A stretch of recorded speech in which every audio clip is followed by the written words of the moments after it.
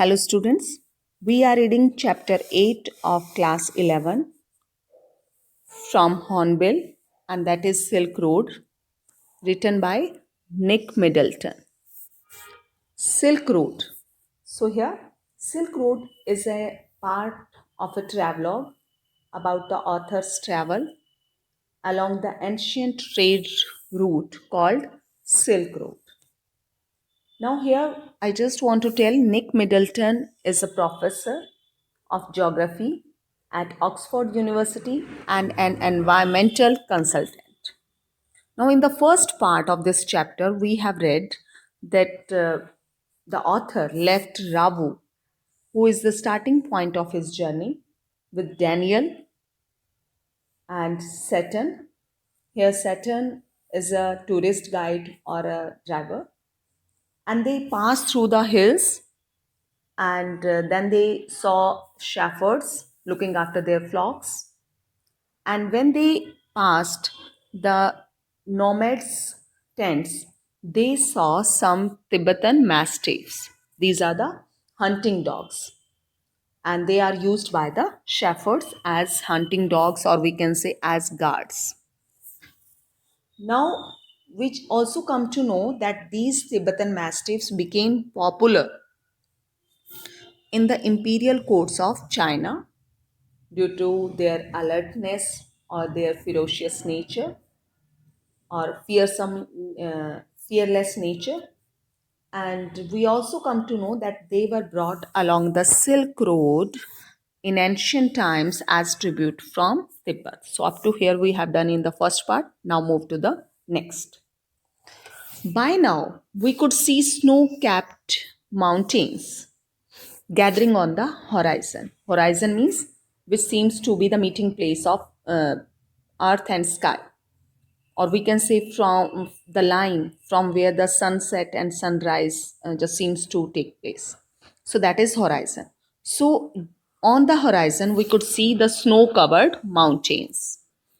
Then we entered a valley where the river was wide and mostly clogged with ice. So then we entered a valley where there was a wide river and it was covered with ice. Ice which was brilliant white and glinting, sparkling in the sunshine. So when the sun rays are falling on the ice, they were just sparkling or twinkling. The trail hugged its bank. So now their track just was moving along with the bank of the river, twisting with the meanders. Meanders is here to follow a winding course of a river.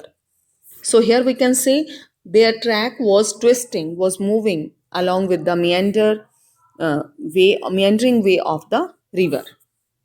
As we gradually gained height, as they were climbing up up the mountains, or we can say as they were gaining height, and the valley sides closed in.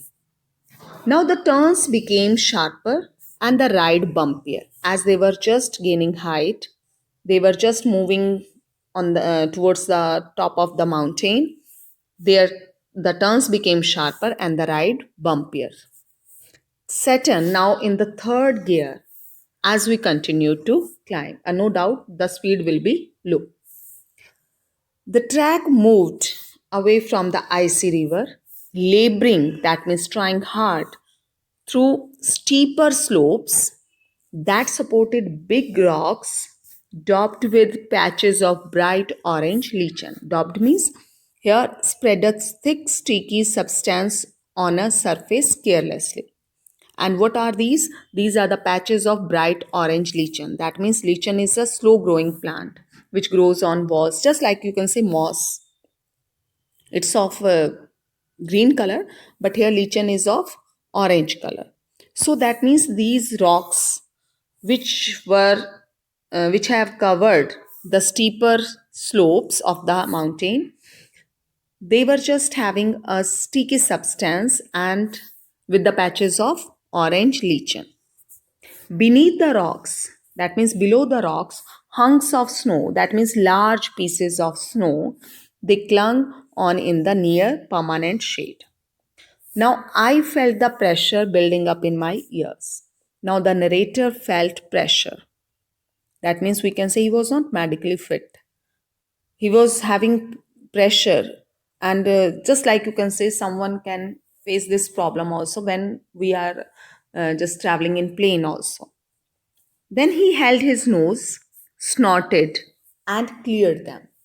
Snorted means he just made a loud noise, loud sound by forcing breath through a nostril. So, in this way, he just tried to release the pressure which he was feeling in his ears. Then we struggled round another tight bend. So now they faced another tight bend, and Sutton stopped. What was the reason? He had opened his door and jumped out of his seat before I realized what was going on. The reason was snow, said Daniel as he too exited the vehicle, letting in a breath of cold air as he did so. So again, they faced snow. A swath of the white stuff. What is the white stuff here? Snow, ice. And swath means a long strip of land, or we can say area. And what was that? That means that was a long strip of white stuff, of white ice or snow, lay across the track in front of us, stretching for maybe 15 meters. So its length was 15 meters. And before it pattered out, pattered means to diminish gradually and stop, and the dirt trail reappeared. So we can say that long strip of white snow, which was of 15 meters length, it diminished, and then again there was dirty trail. That means track of dirt was again reappeared there. The snow continued on either side of us, smoothing the abrupt bank on the upslope side. Upslope side means here, I just want to tell you, this one is the mountains, right? This is the way on which they were driving the car, and here is a ditch. So, along with just with the side of this mountain, at the foot of this mountain, there was too much snow, and that is, we can say, upslope side, and that is of abrupt bank. Why it was abrupt bank? Because the bank was too steep for our vehicle to scale. To scale means to climb. It was too steep due to the ice, and that ice is also of hard surface. So it was so steep that for our vehicle, that it was not possible for them to climb on that ice. So there was no way round the snow patch. Then I joined Daniel as Sutton stepped on to the encrusted snow. Encrusted snow means it's a hard surface layered snow, and began to slither. That means he just tried to move smoothly over a surface and slide forward, stamping his foot from time to time to ascertain how sturdy it was. So he was there to examine how sturdy, how hard this ice was. So he was just stepping on the hard surface of the snow. He was just tried to slither and slide forward, and then he was stamping his foot from time to time to check this thing how sturdy it was. I looked at my wristwatch, and we were 5,210 meters above sea level. Now, the snow didn't look too deep to me, but the danger wasn't its depth. So, what was the main thing? What was the main problem?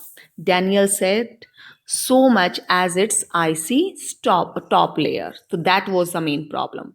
If we slip off, the car could turn over. And that was the main problem. That the depth of the snow was not the problem. The main problem was its icy top layer. So, if they slip off, the car could turn over, he suggested. As we saw Saturn grab handfuls of dirt and fling them means throw them across the frozen surface. That means he just wanted to increase the friction, right? We both pitched in, that means the narrator and Daniel also, When the snow was spread with soil, Daniel and I stayed out of the vehicle to lighten Saturn's load. So they just stayed outside of the vehicle so that the car, Saturn was able to drive the car smoothly. They were, in this way, they were able to lighten the load of the car.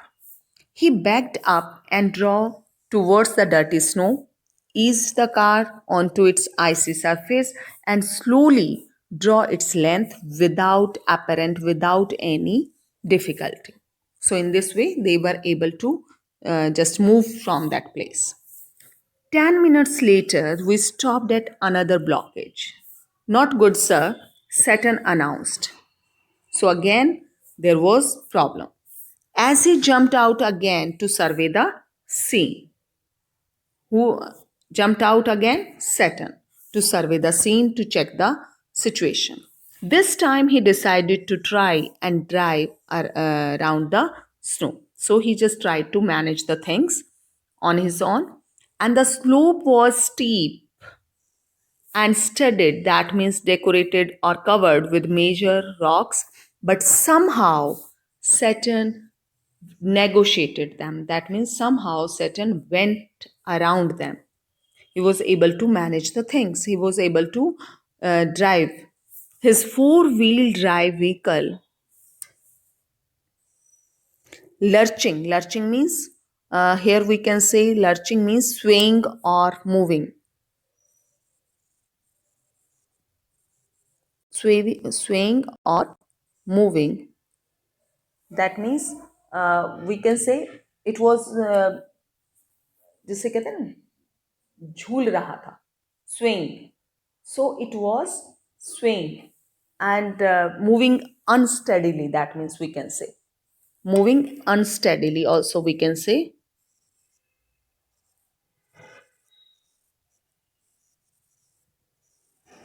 Or swaying or moving, we can say unsteadily, from one obstacle to the next. In so doing, he cut off one of the hairpin bands. Hairpin bands means a sharp U turn. Regaining the trail further up where the snow had not drifted, where the snow had not just you can say lifted or had not been removed. So we can say where the snow was there. So again, they just regained the trail. I checked my watch again as we continue to climb in the bright sunshine. So we come to know now the sunshine is there. And we crept past 5,400 meters, and my head began to throb. Throb means pulsate horribly. Then I took gulps from my water bottle. Gulps means just to drink something with voice. Just we can say he was just taking, he was just gulping the water with sound, when which is supposed to help a rapid ascent. Ascent means climb on an upward slope. So that was helpful for him to climb on an upward slope, and that's why he took some gulp from his water. Gulps means we can say आवाज के साथ जब आप पानी पीते हो. We finally reached the top of the pass. Pass means that is the connecting way uh, from one mountain to another. That is the connecting way. That is pass. At this height, 5,515 meters, it was marked, and this pass was marked by a large cane of rocks festooned, that means decorated, with white silk scarves and ragged prayer flags. So, here the cane of rocks, the pile of stones on the top of the mountains, or especially where someone is buried.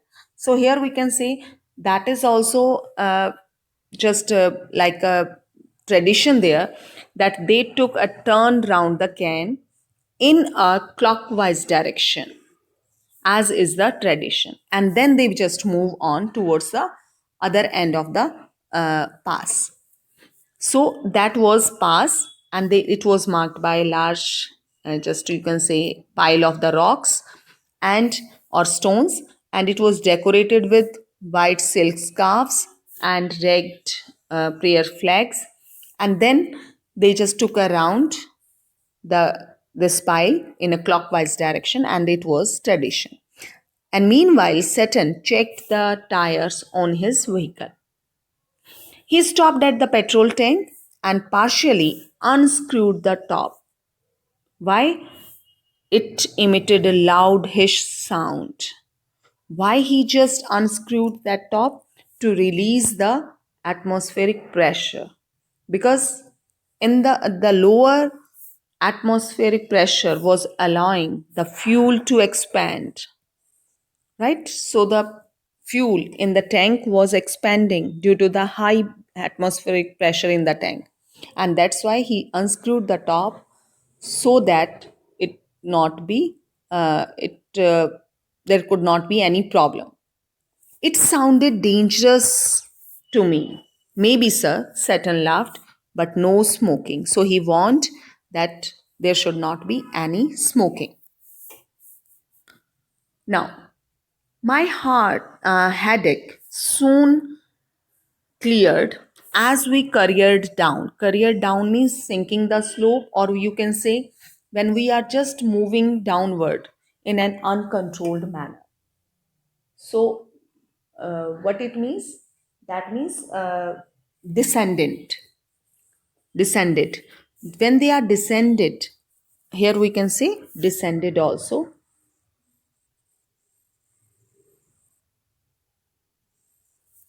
And the other side of the pass. So when they descended the other side of pass, that means they are moving down. Their speed would be uncontrolled. And at this moment, his headache soon cleared. That means now he was feeling better. It was 2 o'clock by the time we stopped for lunch. We ate hot noodles inside a large canvas tent, which was a part of a work camp and erected beside a dry salt lake. So there was a dry salt lake, and no doubt it was a working place. There was a work camp, and the part of work camp there is a long canvas tent which was used as a, you can say, for the refreshments or like these things, and in that they ate hot noodles. The plateau is pockmarked means disfigured with a scar with flats. Salt flats, what is that? Salt flats means areas of flat land covered with a layer of salt. And brackish lakes means slightly salty water. Vestiges of the Tethys Ocean, which bordered Tibet before the great continental collision that lifted it skyward. So, here just I want to tell you here these salt flats are the remains. That means vestiges, we can say vestiges are a trace of something that is disappearing. So these salt flats are the remains of uh, Tethys Ocean, which bordered, which used to border Tibet, and before the great continental collision, and that lifted the whole Tibetan plateau skywards millions of years ago. So, uh, these salt flats are the remains of that. So, here we can say uh, this plateau is disfigured with these salt flats. Even here and there, we can find so many salt flats. This one was a hive of activity. Now there was going on a activity, and what that means, so many activities, you can say a series of activity. uh, a hive of activity means we can say full of people working hard. And what was that? Men with pickaxes and shovels trudging back and forth in their long sheepskin coats and salt uh, and crusted boots. So they were all busy in with their pickaxes and shovels, and what they were that means this place was a hive of activity, and the men were working with pickaxes and shovels, walking back and forth in their long sheepskin coats and salt and crusted boots. They were just carrying loads of salt mined from the flats. So here, and these people wore sunglasses against the glare as a steady stream of blue trucks emerged from the blindingly white lake laden with piles of salt. So, what they were doing, they were wearing sunglasses also to save themselves from the glaring, or we can say from the uh, to save themselves from the sun rays, because there were too much piles of salt, and there were blue trucks also, a steady stream of blue trucks which were laden, or which were just having piles of salt. And due to that, the sun rays, when the sun rays were falling on the salt, then there were so much reflection, and due to which these people have to wear sunglasses. By late afternoon, we had reached the small town of Hor, back on the main east west highway that followed the old trade route from Lhasa to Kashmir. Now, Daniel, who was returning to Lhasa, found a ride in a truck, so Saturn and I bade him farewell. Now, Daniel has left them. He had found a ride in a truck, and now he was returning to Lhasa outside a tire repair shop. So they bade him farewell. We had suffered two punctures in quick succession on the drive down from the Salt Lake, and Saturn was eager to have them fixed. Why he was so curious to have them fixed? Because they left him with no spares. Besides, the second tire he had changed had been replaced by the one that was as smooth as my bald head. So we can say the writer, has compared this second tire with his bald head. Bald means without hair. So that's why they left him with no spares. So that was very necessary to have them fixed, and that's why he was so eager to have them fixed. Now, Hor was an ugly, sad, miserable place. There was no vegetation whatsoever, just dust and rocks liberally scattered with years of accumulated means gathered refuse. So here we can say Hor was an ugly and miserable place, and there were no vegetations. What was there? Only dust and rocks, and only there were just gathered refuse was there, which was scattered liberally with years, which was unfortunate given that the town sat on the shore of Lake Mahansarovar.